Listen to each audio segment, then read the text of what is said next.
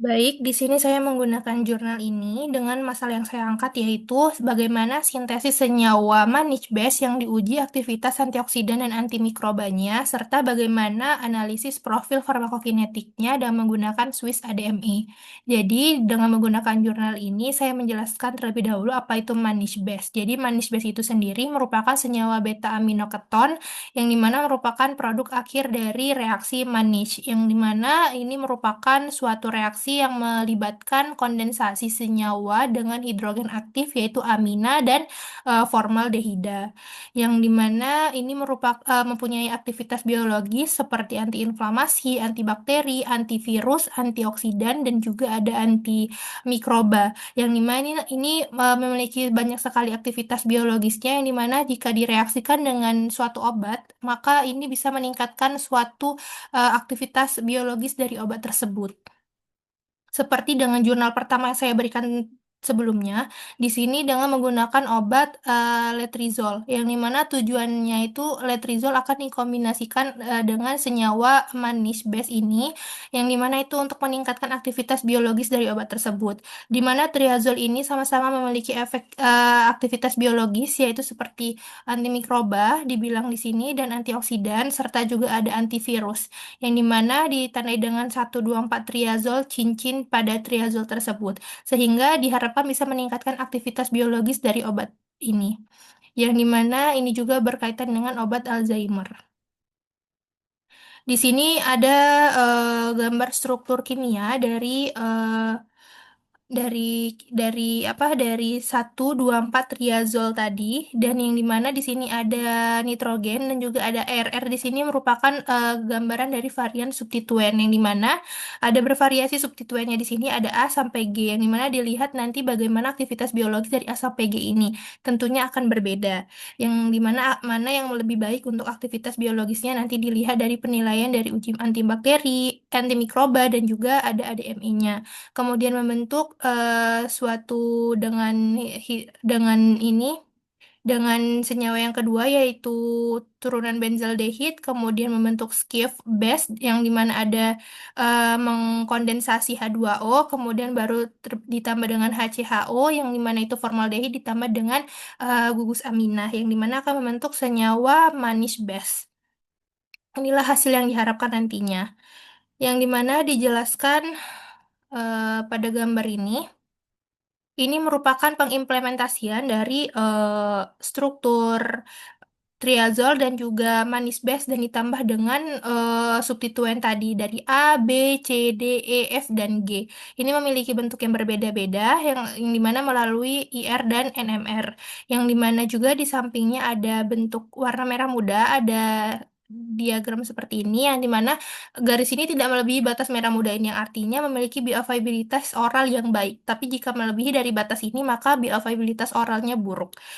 Nah, untuk kemudian dijelaskan di sini bahwa pada analisis ini diperoleh 7 turunan yang dimana bahwa senyawa 4D, 4E, dan juga 4F ini memiliki pengikatan terkuat terhadap enzim BCHE dan GST, yang dimana itu merupakan enzim yang untuk target dari pengobatan Alzheimer, yang dimana 4D ini memiliki skor yang tertinggi pada BCHE dan juga GST itu pada di 4E, yang dimana memiliki farmakokinetik paling menguntungkan, di mana senyawa 4D dan 4E ini menunjukkan afinitas pengikatan tinggi dan sifat ADME yang menguntungkan, dianggap sebagai calon obat berbasis struktur potensial yang dihasilkan dari sintesis basa manis untuk pengobatan penyakit Alzheimer.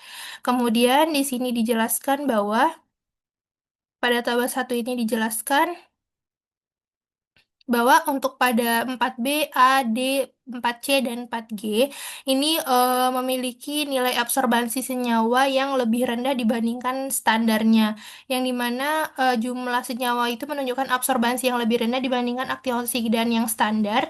Dengan demikian, tidak ada aktivitas yang bisa diamati untuk mereduksi kompleks ion logam ke tingkat oksidasi yang lebih rendah atau berpartisipasi dalam transfer elektron, sehingga 4A, B, C, G itu tingkat antioksidannya itu rendah dibandingkan standarnya, sehingga kurang optimal jika digunakan substituen tersebut. Kemudian di sini ada uji antimikroba. Uji antimikroba di sini didapatkan bahwa di antara senyawa yang disintesis, senyawa 4E ini menunjukkan aktivitas terbaik terhadap Bacillus subtilis. Jadi di sini ada 6 bakteri yang diuji coba. Meskipun paling baiknya itu adalah Bacillus subtilis, tetapi pada 5 bakteri lainnya pun itu menunjukkan hasil yang baik, yang dimana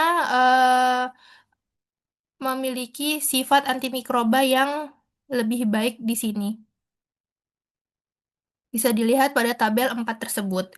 Kemudian bagaimana ADME-nya? Di ADME ini sendiri dijelaskan bahwa senyawa itu harus memenuhi 5 Lipinski, yang dimana pada 4A, B, C, dan 4G itu sudah memenuhi 5 kriteria dari ADME yang baik. Tetapi kalau 4D, 4E, dan 4F itu hanya 4 yang memenuhi persyaratan. Satunya tidak karena indeks bias molarnya tidak ada di dalam rentang 40 sampai 130, tetapi itu masih tetap baik. Yang dimana senyawa ini memiliki kemiripan obat yang tinggi karena memenuhi 4 dari 5 aturan dan cocok untuk dievaluasi sebagai kandidat calon obat baru. Yang dimana ketika nilai log P itu bersifat lipofilik, positif berarti lipofilik, tetapi kalau log P-nya itu negatif maka berbentuk hidrofilik. Nah, kemudian di sini dijelaskan bahwa struktur lipofilik ini dapat mudah dengan menembus membran dan larut dalam minyak sehingga bisa meningkatkan bioavailabilitas dari obat tersebut. Selain aturan Lipinski juga bisa dilihat dari aturan TPSA yang dimana harus di bawah 140 untuk mendapatkan bioavailabilitas obat oral yang baik. Nah, untuk dari semua ini dapat disimpulkan bahwa 4E ini semua perhitungan mengarah pada kesimpulan 4E itu molekul dengan aktivitas antibakteri yang tinggi dan juga kepadatannya rendah. Uji antimikroba dilakukan pada 6 strain bakteri yang berbeda dan semuanya itu mendapatkan hasil yang baik. Yang dimana senyawa 4E ini ditentukan sebagai antimikroba yang paling ampuh dalam seri ini menunjukkan aktivitas penghambatan yang signifikan terhadap pertumbuhan bakteri. Nah, kemudian efek ini juga diduga terkait dengan efek sinergis dari sifat elektronik dan struktural molekul, analisis penambahan molekuler in silico yang dilakukan ini untuk memahami kemungkinan mekanisme aktivitas biologis mengungkapkan potensi interaksi dari molekul yang disintesis. Sehingga dengan cara in silico ini bisa menggunakan Swiss ADME.